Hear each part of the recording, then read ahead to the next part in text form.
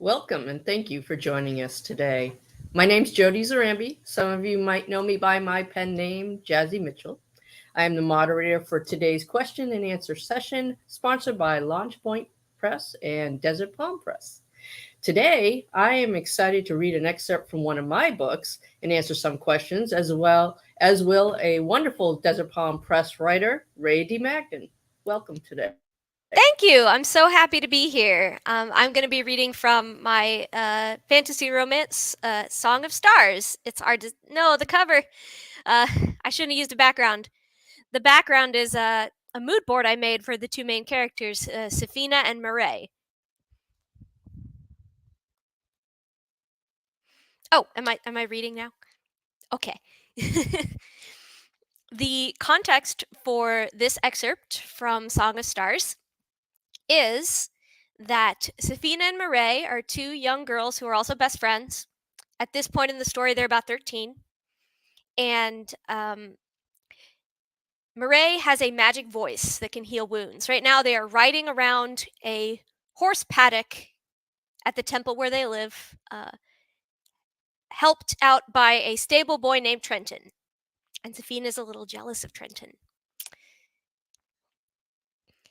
After several circuits of the paddock, Murray ended Safina's bliss by heading back to Trenton. Jealousy reared its horned head as he helped Murray down from Lightfoot, but Safina did her best to suppress it. She was the one who had ridden alongside Murray, after all. She was the one fortunate enough to hold Murray in her arms on the horse. She addressed Trenton politely once her feet were on solid ground. "Thank you." Trenton's eyes darted to his boots. "You're welcome, Miss Safina." "Yes, thank you, Trenton," Murray said, though she wasn't looking at him. She'd glimpsed another horse in the adjoining paddock, a hulking black beast with rippling muscles and a sleek coat that shone in the sun. "Who's that beauty?" Murray didn't wait for a response before wandering toward this latest temptation. Trenton tripped after Murray on both feet and tongue. "Thunder. He still needs breaking in. Stable Master Horn barely lets me feed him and muck his stall." Trenton tripped after. Safina bit her lip, remaining well away from the paddock. "Perhaps you shouldn't, Murray." Murray wasn't dissuaded in the slightest. She climbed the fence, standing with both feet balanced on the bottom plank and bracing her elbows on top. "Here, Thunder," she called, blowing kisses and clicking her tongue. Not quite one of her magic songs, but melodious nonetheless. Safina wasn't surprised when Thunder trotted over, flaring his large nostrils. Animals could never resist Murray's voice, a sentiment she understood all too well. Trenton stared, wide-eyed and mouth agape. "He listened to you," he said, raising his voice above a whisper for the first time. "Of course he did." Murray held her hand over the fence. "We'll get along fine, right, Thunder?" Thunder eyed Murray's hand with obvious suspicion. After a tense moment, the horse dipped his head, pressing his nose into Murray's palm. "Good boy," Murray cooed, stroking Thunder's muzzle. Trenton gazed at Murray with nothing short of awe. "Well, I'll be. Stable Master Horn will never believe me." Safina recognized the look on Trenton's face well enough. He wasn't the first person to admire Murray, but this time something squeezed painfully inside of her chest, like a fist around her heart. "Come and pet him." Murray sidestepped along the bottom rung of the fence to make more space, gesturing for Trenton to join her. The fist in Safina's chest clenched harder. Warily, Trenton approached the fence. He extended his hand, inching toward Thunder's neck. Thunder snorted and tossed his head. Trenton stumbled, nearly falling into the mud. He steadied himself at the last moment by grabbing the fence. Don't think he likes me? Nonsense, Murray said. Look, he's a sweetheart. As if to prove her point, Thunder shoved his nose into Murray's hand, attempting to convince her to keep stroking. Visibly reluctant, Trenton squared his shoulders, preparing for another attempt. Safina gritted her teeth. The slumbering green dragon had awakened, coiling around her insides. A selfish, evil thought whispered in her mind. What if Trenton falls?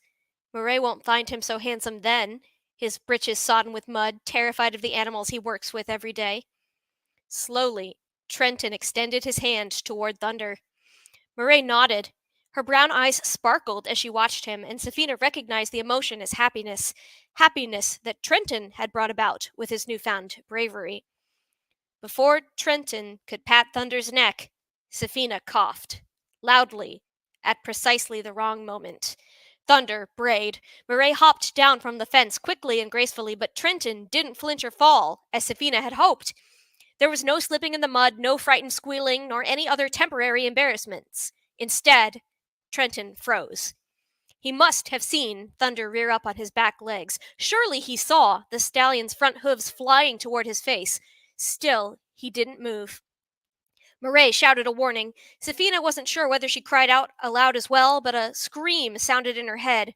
Then a wet crunch, a thud, a horrible sound, like burbling water. Safina couldn't bear to look, but when she forced herself, she couldn't tear her eyes away. Half of Trenton's head was caved in, crumpled like a wadded sheet of paper. Blood gushed from all sides of the ghoulish wound and bubbled from his mouth, staining his lips crimson. A flash of fear shot through Safina, followed by the cold, dark sensation of growing horror. By the 8, she hadn't wanted this to happen. She'd never meant to break the promise she'd made to Murray by the lake that she'd never harm another living creature. She'd only hoped Trenton would stumble so Murray wouldn't fancy him anymore. It was too late. Trenton was little more than a limp heap beside the fence, his face a mass of blood and worse. Safina's eyes burned, but the tears wouldn't come. She remained frozen, a living statue. I've killed him. Killed him. Oh, Lady Sleep, take me instead. Trenton's done nothing wrong. Murray dropped to her knees beside Trenton, pulling his ruined, caved head into her lap. Safina recoiled when she noticed the faint rise and fall of his chest already beginning to slow. Despite the damage, he was alive, at least for a few more moments. Surely he felt of Eternal Sleep's icy breath on the nape of his neck, waiting to tap his shoulder and lead him to her rowboat in the sea of stars. But Trenton didn't die. Murray sang to him in a tender voice, stroking his sticky curls in spite of the blood. There were no lyrics. She simply opened her mouth, and the most beautiful melody of sparkling notes spilled forth, joyful and mournful at the same time. For a second, Safina's fear and guilt fled. Tears streamed down her cheeks as she listened, spellbound by Murray's voice. She forgot where she was, who she was, as it poured into her ears, filling her mind with colors she couldn't name. The song's effect on Trenton was nothing short of miraculous. The flow of blood stopped. The dent in his head filled out until it was a curve once more, like an inflating balloon. What Safina had thought were his final wheezing breaths evened out. He managed a low moan as his eyes fluttered open. Murray? Where? Shh, Murray said, still stroking his hair. You're all right, I promise. Trenton did look all right, aside from the blood all over him. Clearly dazed, but no longer on the brink of death. He tried to sit up, staring down in shock at his blood-stained shirt and Murray's crimson hands. He touched his own head in disbelief. Though his fingers came away red and wet, no wound remained there. Safina's lungs burned, and she realized she'd been holding her breath. Though guilt gnawed mercilessly at her bones, she was so overcome by awe that the grinding pain felt dull, distant. She'd witnessed Murray perform miracles before, but nothing like this. Singing skin to knees better was one thing. Bringing someone back from the brink of death was quite another.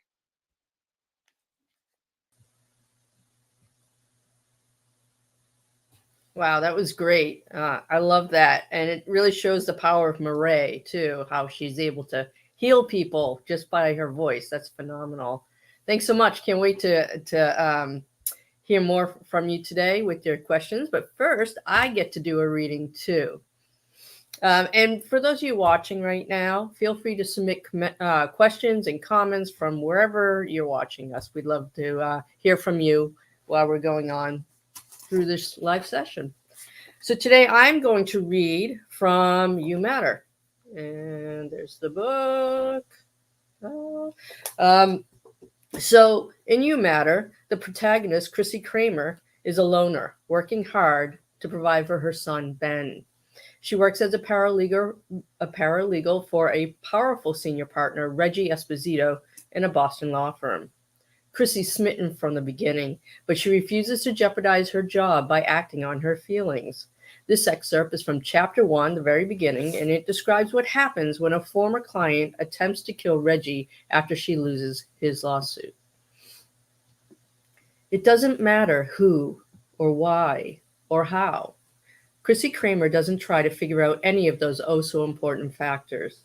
She needs to act instead of waiting and thinking and hoping, because there's no time. There's no time, and she has to save them, Ben and Reggie.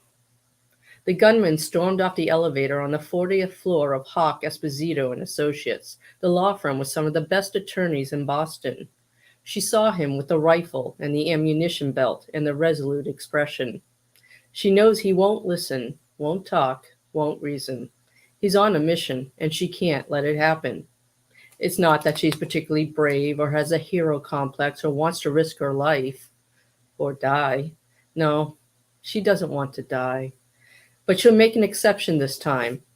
She won't hide under a desk or behind a wall or in a supply closet. She won't hope for someone else to step up. No one else is willing or has as much to lose. Of all of them, everyone in the building, she's the most expendable. She's the most fucked up. She's the one no one wanted. Thrown out of her home when she became pregnant while a senior in high school, a single parent with a beautiful boy named Ben. No, not a boy, a teenager now. Chrissy knows her worth. It wasn't until her son, but he's in danger now. This is all her fault, after all. Ben shouldn't even be here. She'd allowed him to visit after school for months, taking advantage of Reggie's unexpected indulgence and selfishly wanting him near. Coming out of the restroom, though, she saw Frank Hogan striding down the hallway, shooting each person he saw, ignoring the screams and whimpers. He's a disgruntled former client, someone who lost everything, even though Reggie fought hard for him in court. Chrissy recognizes his hopelessness, despair, disregard for anything other than his endgame, killing Reggie Esposito, the one who lost him everything. He has no money, no home, no family, no reason to live. Chrissy worked on his file, remembers the weariness on Reggie's face, the second guessing and the endless research, a pro bono case, a white knight's crusade, but the knight came back from the fight bloodied and bruised, and now the knight must be saved. The floor is a labyrinth of hallways and offices. Chrissy uses that to her advantage by running down a parallel hallway to get to Reggie's office before Hogan arrives. She pulls Ben out of his seat, startling him since he has his headphones on and is engrossed in a book. As he squawks in surprise, she opens the door to Reggie's office and shoves him inside. Music blares from the headphones as they slide off his head and fall to the ground. His eyes widen when he hears the screams. "What's going on?"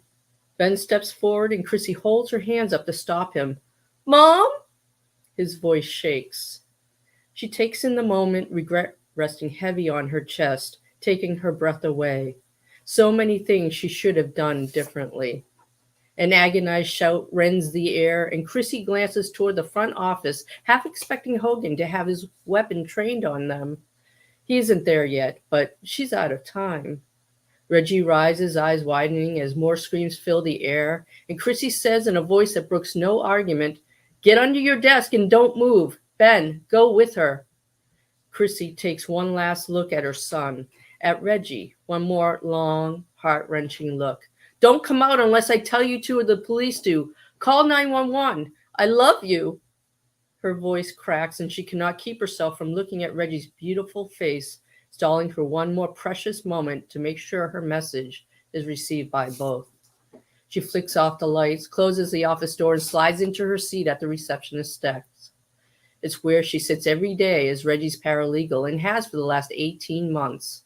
She loves her job, loves impressing her boss, loves her boss. But she can't think about that now. Hogan turns the corner and stalks towards her, not stopping until he's standing on the other side of her desk with a semi-automatic rifle leveled at her. Where is she? Where's that bitch? Raising her hands, Chrissy shows him she's not a threat.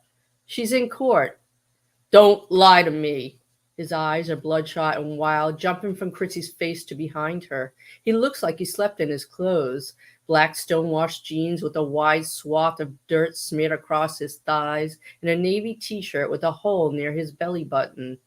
Nausea rolls through Chrissy when she realizes the dirt is dry blood.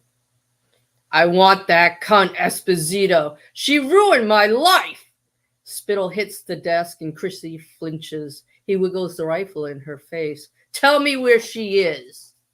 A pregnant pause blankets them, and Chrissy takes a deep, calming breath, not surprised when it does nothing to keep her heart from beating a mile a minute. I don't know. She rises. Look, you seem upset. Let me get you some coffee and we can talk about it. You like it with cream and 2 sugars, right? I remember from when you were here last. You know, Reggie's been researching ways to appeal your case. I can go over it with you, help you. She steps to her right, standing in front of Reggie's office door, even as he swivels to keep the rifle trained at her heart. She's shaking like a leaf, and with every moment that passes, she becomes more afraid he'll shoot her and step over her dead body to get to Ben and Reggie. I don't want your help. His voice sounds like a foot dragging through gravel. Roaring, Chrissy lunges, tackling the man's knees. She hears a crack, a scream, and shouts so loud, Chrissy can't make sense of the other noises around her. Glass shatters, voices shout. Hogan falls down and she bounces against the ground, hanging onto his legs, even as his fists rain down on her back and blood splatters against her skin. She scrabbles up Hogan's body, pulls the rifle away, and strikes his chin with the butt of the weapon. Pain radiates through her, but she doesn't know why. She shifts to get a better look at him and screeches, a sharp pain racing through her torso. Her left side is burning, and she can't focus on where the pain originates. Against her wishes, her body sags, and she rests against him, even as bile rises in her throat. Pounding. That's what she hears. The pounding of her heart, of her head, of her blood. It overtakes her, consumes her. Blackness flitters along the edges of her vision, and the sounds converge as the pain intensifies. She can taste the pain, thick and pungent. An arm pulls her off the unconscious man, and she hears Reggie's worried voice and her son's cries. She knows she's protected the 2 people she loves most in this unfair world. She's glad about that, glad she can hear their voices. Christina, you going to be all right? Soft fingers stroke through her hair and cup her cheek. Chrissy works hard to open her eyes. Devices beep and urgent voices float around her as she struggles to remain conscious. Hands move her, hurt her, and she cries out again. Christina, don't you dare leave me. You fight. Damn it, you have to fight. Reggie's voice splinters across Chrissy's consciousness. She tries to keep her eyes open, tries to speak, but she's tired and cold. Her body trembles, and she grits her teeth. Waves of pain flow through her like a relentless tide.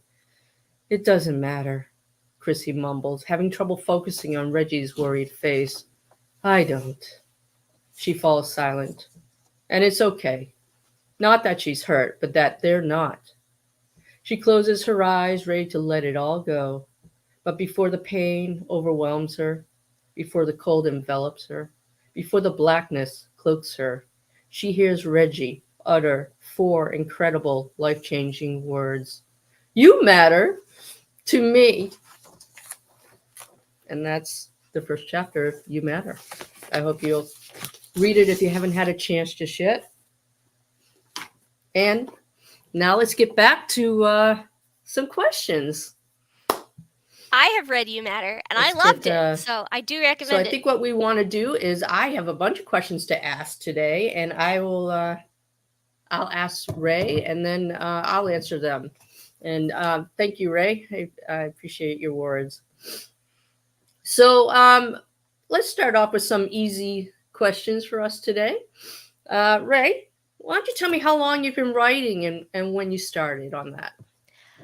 My goodness. Started writing fiction, I mean, about when I could start writing, so 6, 7. My first complete story was when I was, like, maybe 8, and Mm-hmm. it was a bunch of ferrets fighting an army of king cobras, so that was fun.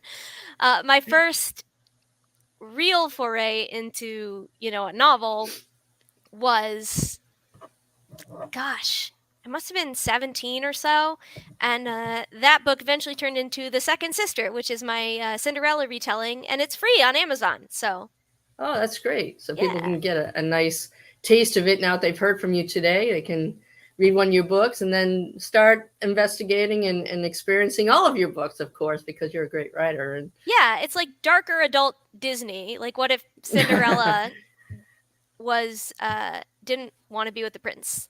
So it's good. great, great. So, and to answer on my part, I started writing really early too. I started writing poems in the second grade with a friend, and we would go to all the homerooms in second grade before school and read them to everyone. And then after that, I was always writing to some extent throughout school and then college, and then as an adult, of course. So it's always been some rendition. I hear that a lot from writers that they've always had their hand in it some way or another. So not surprising that you also started early too. Let me ask you, what part of the book you read from today was the most fun to write? Oh my. Without giving too much away, once they're young adults, Safina and Marae are both vying for the position of head of the temple Mm, where they live and study music together. mhm. And the scene where they both perform to be uh, chosen has some pretty fun twists. Oh, nice. Sounds very intriguing. We have to go read that. For You Matter, I wrote a small part which takes place while Chrissy is recuperating after that shooting scene. She's actually recuperating with her son at Reggie's house, and when she wakes up, she finds there are two strange women at her bed. Well, it's actually Reggie's two sisters, and it's quite a hilarious scene that happens after that. So that was fun to write.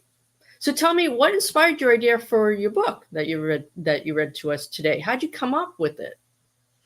Well, Song of Stars was definitely inspired by my years studying flute at conservatory. I didn't go to a regular college, I went to music school. And Oh, nice. now I write books instead. But I still love the flute. I play the flute. There was a very odd atmosphere at conservatory because the other girls in my flute studio and one boy, we were really close friends because we spent all our time together. We were in all the same classes, we had all the same lessons, we played in orchestra together, played in band together, we practiced in the same practice rooms, so we were together like all the time. But at the end of the day, we were competing against each other for chairs and eventually for jobs. Mm, So even though we loved each other, it was intense. It was intense, and there was a hmm. lot of drama. And I thought, well, what if I wrote a book based on that? But since I like sci-fi and fantasy, what if I make it fantasy? And one of them has a magic voice and one doesn't. Ah, yes, that's right. So that does make it even harder for them to compete, I would suppose. When you have Yes, one, it does. right? It's Marae that has the ability to heal people with her voice. That's what we heard Yes. today. She Yeah. can So do I. other miracles as well, but Oh, healing is the nice. main one. Yeah. And then you have Safina who doesn't have that ability, No. but no. So that is harder. I could see that. Nice. So you played the flute. Do you still play the flute, by the way? Yes, I do. Oh, excellent. I love hearing that.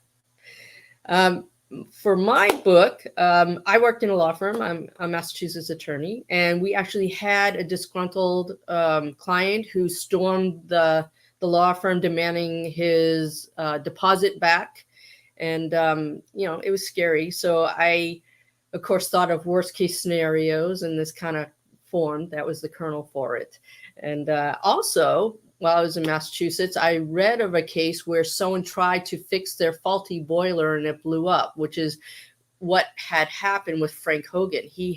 That was the law case against him that Reggie lost. He had tried to fix a boiler for a duplex instead of hiring out, and he didn't do it right, and the whole apartment just blew up. So I remembered reading that. I was like, oh, that's really interesting. Where could that go? And then, so I always try and use some of my background in the books when I can.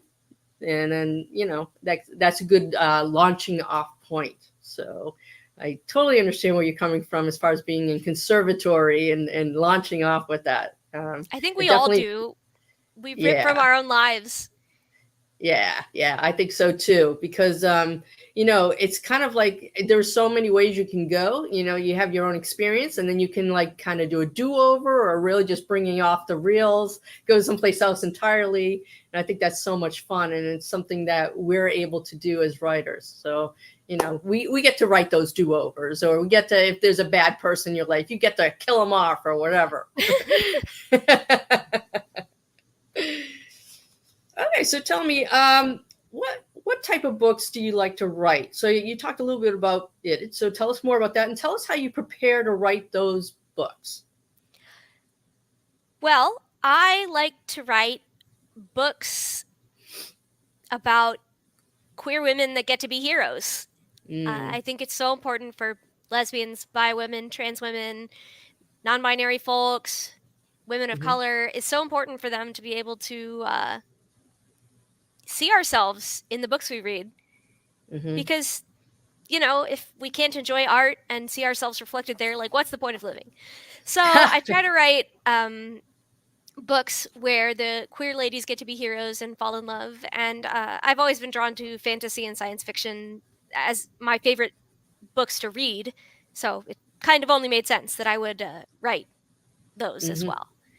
And I've written some other things too. Like, I wrote a cozy mystery called Death Wears Yellow Garters, and I'm working on a thriller right now called Natural Predator, about a serial killer's daughter that her father died 20 years ago, but now someone is copying his infamous modus operandi, and she's a suspect. So she has to find out who's really doing it.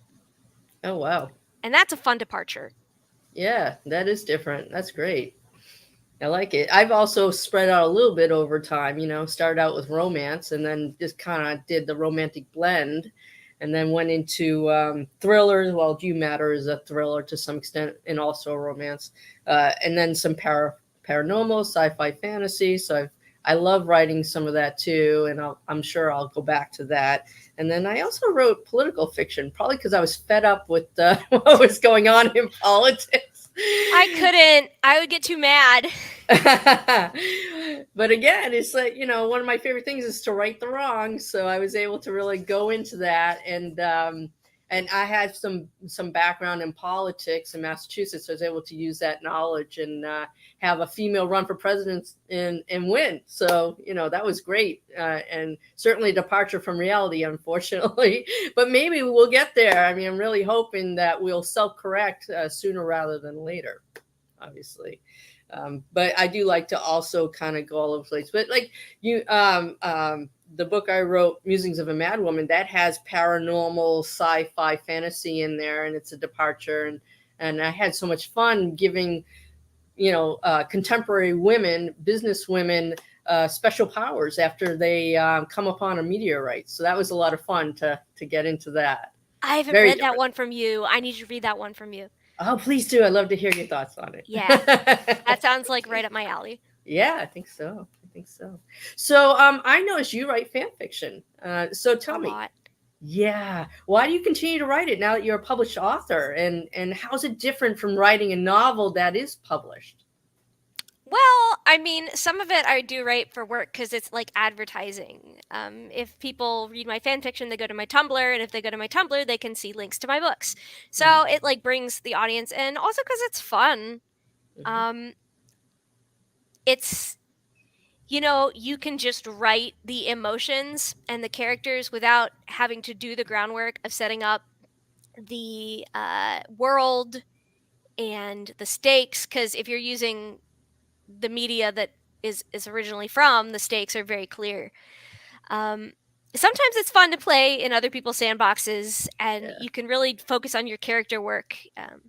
Which you have yeah, to do in original fiction too, but it's just it's fun. And also, when you write fan fiction, you revisit all those big feelings that you had when you watched the show or played the game or read the book or any of that stuff.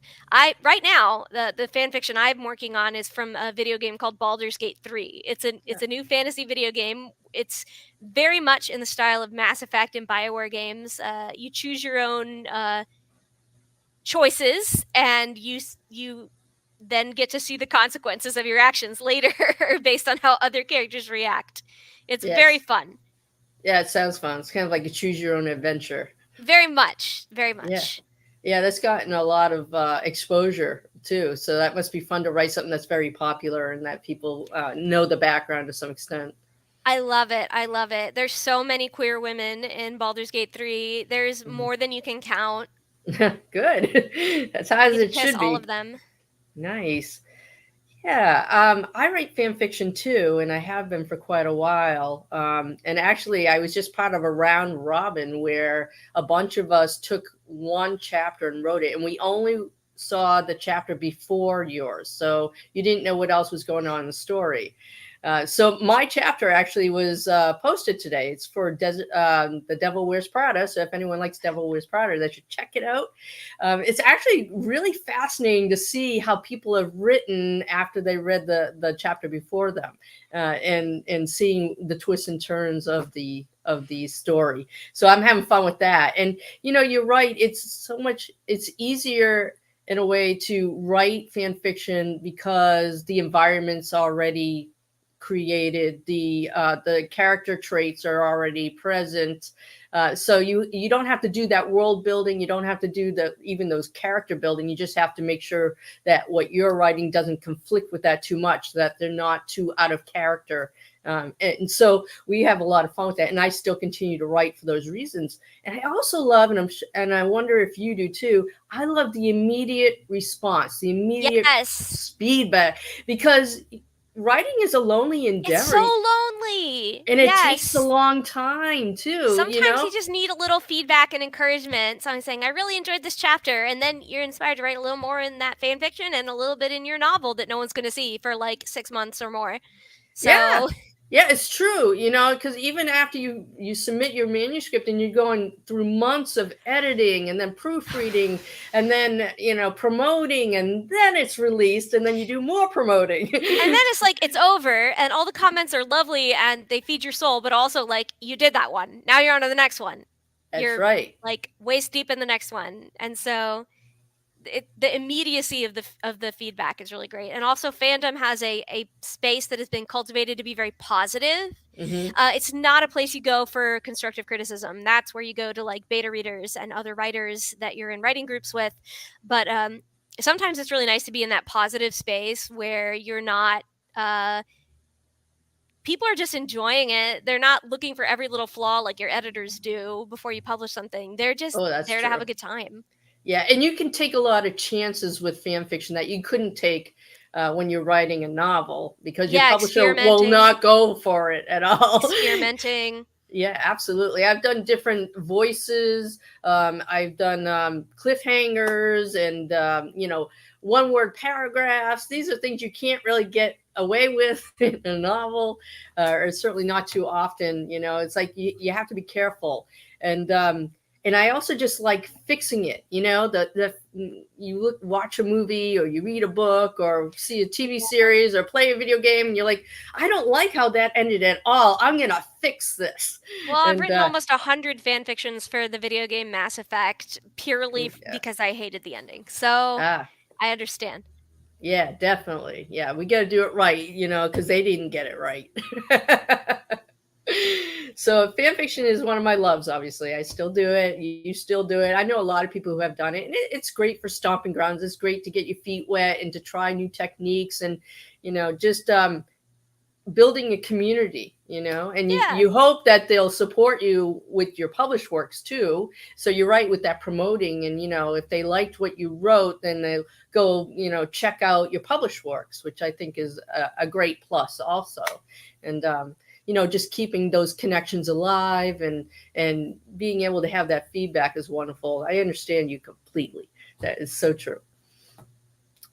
So on to a different subject. How do you choose your characters' names, and how do you keep track of them now that you've had so many books written? Oh my gosh. Naming characters is and giving titles to the books is the part I like the least of Uh, the writing. I hate it. I do once in a while. I'll have a burst of inspiration for like a really nice sounding name, and I'll put it in my notes app. And then when I mhm. need a name, I can look at the notes app because I know when it's time to come up with one and I need it on the page, I'm not going to be able to fucking come up with it. So Yeah, yeah. that I just like I come up with them in like 2 in the morning. I'm like, oh my god, this is great. And then I find out that I already used it somewhere and I can't use it again, Uh, and I have to come up with something else. so, do you find it's harder because you're writing fantasy books? Like, do you need to come up with names that are always, a bit more elegant or different than what we normally have around us? How do you deal with that? Sometimes, I mean, the names in the Second Sister and the other Amandir books, which are all retold lesbian fairy tales, Hmm. a la Disney for grown-ups, those are just slightly older-fashioned real names. But then when we go into Song of Stars, it's very much they sound like real names, but they're Yeah, not quite real names.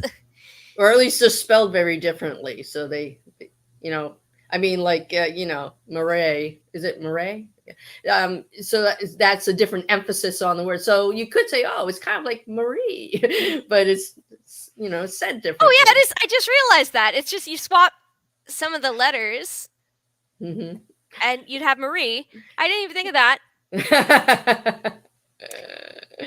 So yeah, I mean it's fun. I For me, I mean it's kind of what you said too, that sometimes I'll hear a name like, oh, that's a great name, I gotta write that down, I can use that later on.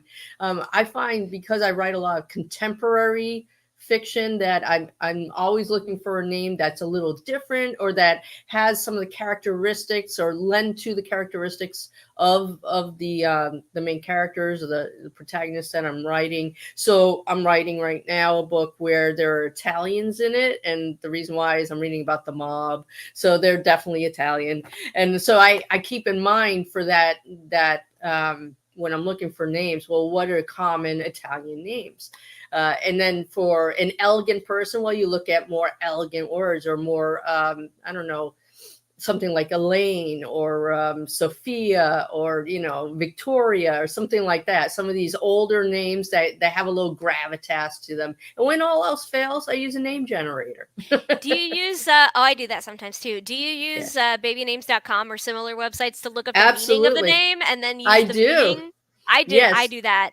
Yeah. Isn't that I fun to definitely do have? that. It's like you have another little clue of what type of character she or he is, just by that name. I don't always do it, so there isn't always a clue there, but sometimes, yeah, definitely, because I think that's a fun added component to it.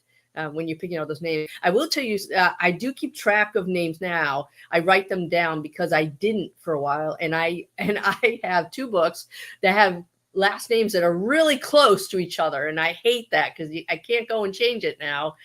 So that was a silly mistake, a rookie mistake, and so now I keep track of everything. So, keeping track of names, it gets hard when you've written a lot of books, though. So, you know, do you write them down, or do you have them all in your head?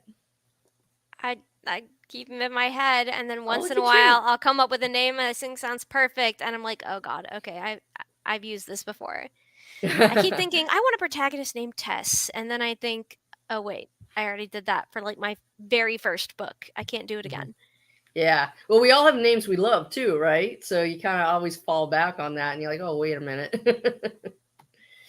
Someone just wrote that we can do what Charles Dickens used to do for character names and walk through a cemetery and read the tombstones.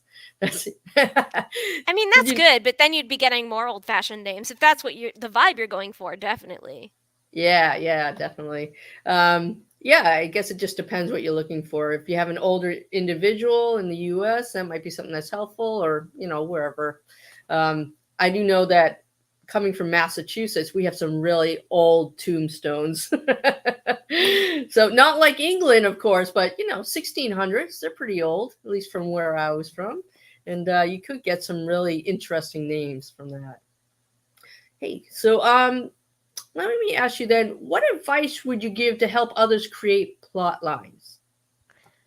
Plot lines. Mm, I used to be a proponent of just pantsing it. If you don't know the pants versus planner debate, it's whether you should fly by the seat of your pants and just write without planning ahead, or whether you should plan. I think that you should plan, but not too much, because then you get bored and you already know what's going to happen. mm, Generally, my outlines are chapter one, and then I write 1 or 2 sentences of what happens. yeah, The yeah, other way to string a plot together is because X, comma, then Y. uh, Let me think of it. Uh, hmm. Because someone is copying her father's murders, then Karina has to find the real killer. mhm. Good Because example. he's searching for the killer, then the killer notices her and starts to leave gifts. And it goes on and on. Yeah, yeah, And you just make a string of because, comma, then. And right, eventually, it's a good way of making sure that your plot doesn't have just random events. Like, they're the consequence of what happened before. right. Yeah, that's a great way. It gives a guideline, but it leaves it wide open for you to explore that possibility and see if it works. That's great. I really like that idea. And I mean, the thing is, story ideas are a dime a dozen. You can have tons and tons of story ideas, but it's whether or not you can flesh it out. Is there enough meat there that you can go ahead and create an entire story from it, or is it a chapter? So when I know when I'm creating plot lines, I'm looking at more than just, well, what if this happened? I need to be able to do a string of, well, what happens next? What happens next? What happens next? And why is this interesting? Why does anyone want to read this sort of thing? What's the conflict? And then how do we get ourselves out of the hole of that conflict? So yeah, I think that it's hard, to write engaging plot lines that people haven't read over and over and over again the same way you're writing it. So you always have to have your own little twist on it, and then you can make it your own.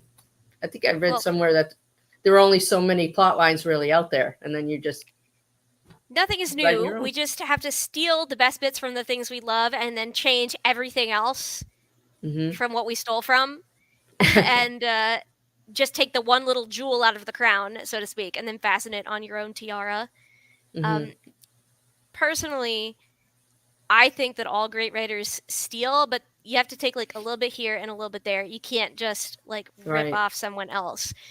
Hmm. I also think it's very fun to ask as a character building exercise, what would this character never do? Hmm. Like, if you have a good, righteous paladin, like, she would never commit murder, right? Unless it Hmm. was in defense of justice and, putting down evil. What would make her kill an innocent, or what would make her spare someone evil? And you have to think of like the worst case scenario that would make them go against their main principle, and then make Yeah. that happen. And Yeah, that's a that's a good great way to get idea. a villain, a very sympathetic but interesting villain. So I like Right. to do that thought experiment too. Yeah, the whole complexity and there's the layers of the person, and that it's not just black or white. There's that gray spectrum there of how they act and in which situation and why would they do that. And then that helps the reader to figure out what that person's all about. So that's so much more interesting when you get down to it. I also like as far as characters go, just taking a look at authenticity. Like if you write something, you're like, well, does that sound authentic? Does that sound like a reaction this character would actually have?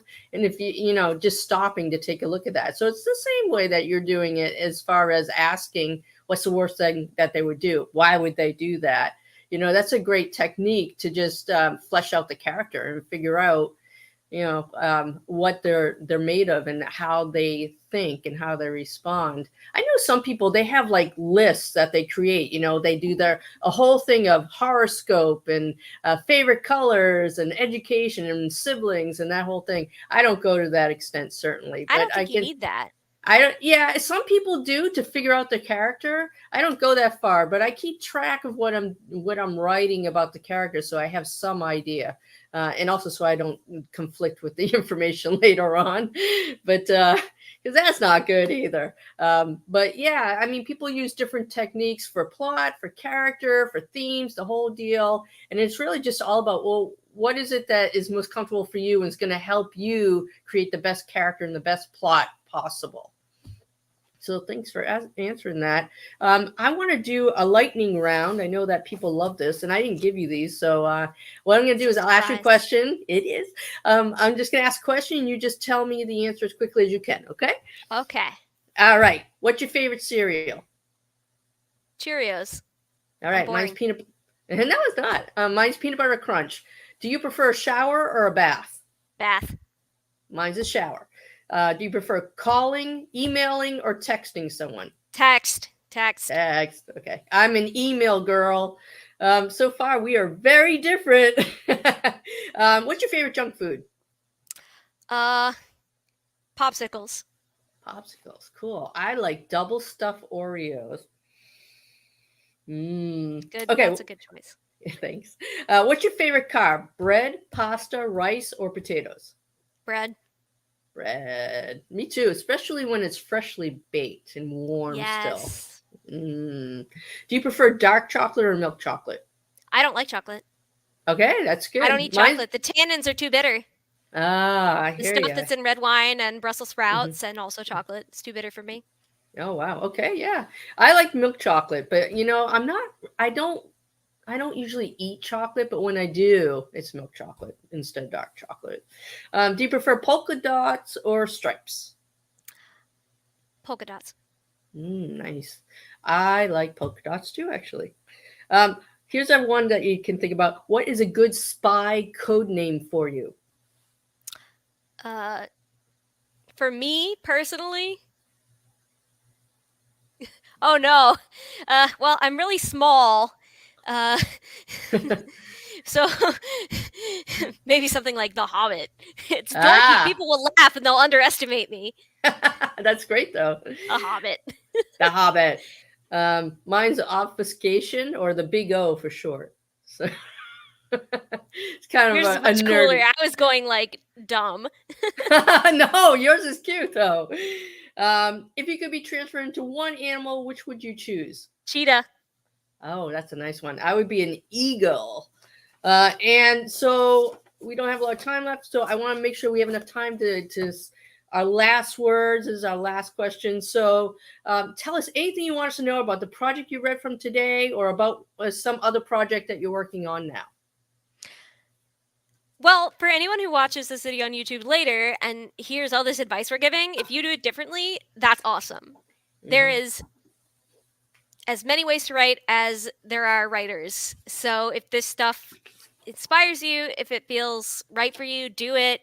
If you like to do the total opposite, then do that. Whatever has you writing is perfectly fine and great, even. Great. And if you haven't read any of my books and you want to start, The Second Sister, my Cinderella retelling, is free on Amazon. So you can try it out. Great. Thank you. And as for me, I'm in the middle of writing the sequel to You Matter. And it happens 5 years after Frank Hogan is killed. That's not really I'm sorry if I'm telling anyone who hasn't read this, but he's the gunman, so we want him to die. So at 5 years after Frank Hogan dies, his daughter is determined to get revenge on Reggie Esposito for destroying their family. And so she goes about to become a paralegal at the law firm and infiltrate so she can get her revenge. So that's from You Matter. And actually, if you want to, now's a good time to read You Matter. But I also wrote a short story that's a bridge between You Matter and the sequel that I'm writing now. And that is in Tales from Under the Desert Palm. So I think I'm in there too. You are. So mine's called Scheduling Time, and yours is also on there. I know it's called, was it Bombs Just Happen? Bombs Just Happen. Yeah, Yes. it happens before my cyberpunk stories, Lucky 7 and Lucky 8. It's about how two of the supporting characters meet and fall in love. Excellent. Excellent. Thanks for that. I was going to say it and I prefer you to say it. So thank you for that. Well, and I'm sorry, but we've run out of time. So I'd like to thank you for being here with me today, Rae. This is our last session for 2023. We are rounding it out. And it was brought to you by Desert Palm Press and Launch Point Press. We're sister presses and we collaborate to offer these live streams to you on a monthly basis. So watch for us in 2024. And until then, I hope you'll visit desertpalmpress.com and my website, launchpointpress.com. So I'll see you next year, and I hope you have a great day and wonderful holidays. Thanks, everyone.